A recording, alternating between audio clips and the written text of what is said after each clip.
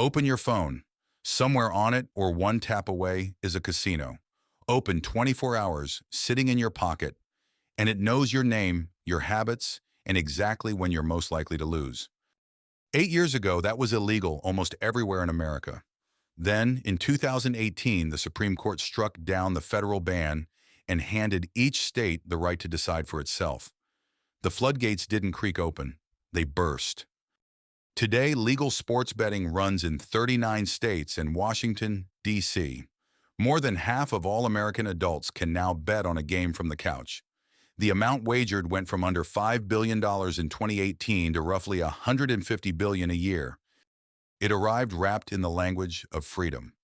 Finally, fans could bet legally and safely, out of the hands of shady bookies, with the state watching and taxing it. That was the pitch. And parts of it were true. But the thing that actually got built wasn't a regulated version of the corner bookie. It was something new, a slot machine with a sports skin, engineered, down to the pixel, to keep you playing. This isn't a story about freedom. It's a story about design. Start with what the app pushes hardest. Not a simple bet on who wins. It nudges you toward the parlay, stacking many bets onto one ticket where every single leg has to hit. The payout looks enormous. The odds of winning are tiny. And that gap is the entire point. In one state's data, sportsbooks kept about 5 cents of every dollar bet on simple wagers, but more than 18 cents on every dollar bet on parlays. The flashy bet on the home screen is, by far, the most profitable one for the house. Then they made it faster.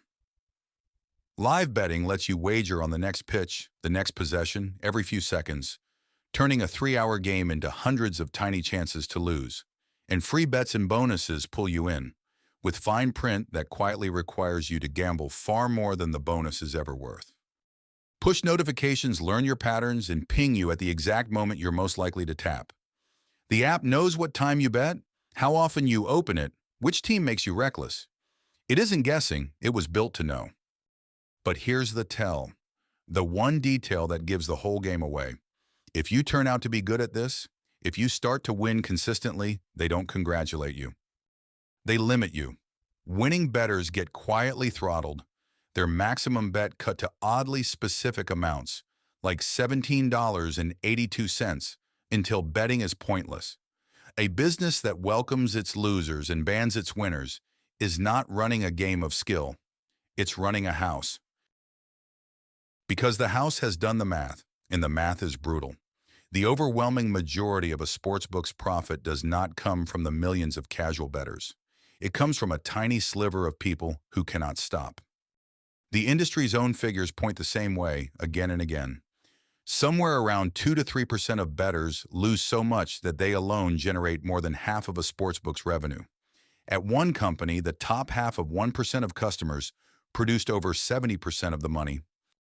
The industry has a name for these customers, whales, and it does not try to slow them down. It assigns them personal hosts, showers them with bonuses, free trips, and raised limits. The worse your habit, the better the service.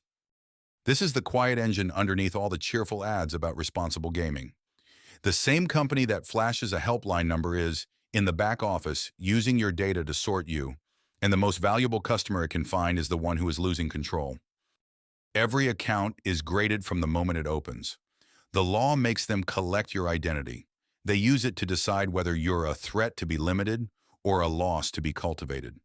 The losing customer isn't a side effect of this business. The losing customer is the business. So what is all of this doing to people?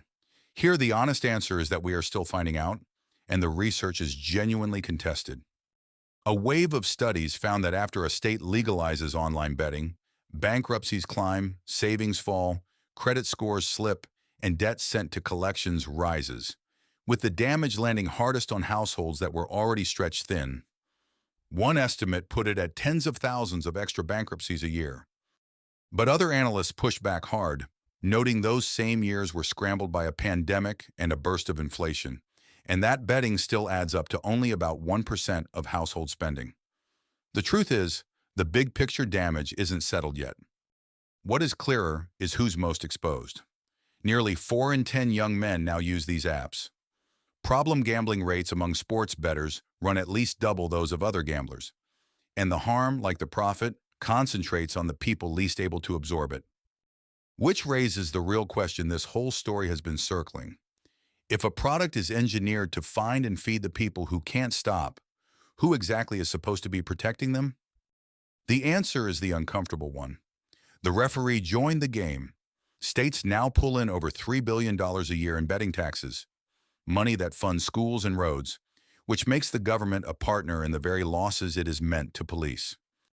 The leagues that once swore sports betting would corrupt their games now take its advertising and its sponsorships. The broadcasts sell you the odds between the plays. Almost everyone with a seat at the table is being paid by the house. And just as some states tried to tighten the rules, the game slipped through a new door. So-called prediction markets, betting dressed up as financial trading overseen by a federal regulator instead of the states, began offering wagers on games in all 50 states, even where sports betting is banned. No state taxes, no state limits. That's the move that reveals the whole design.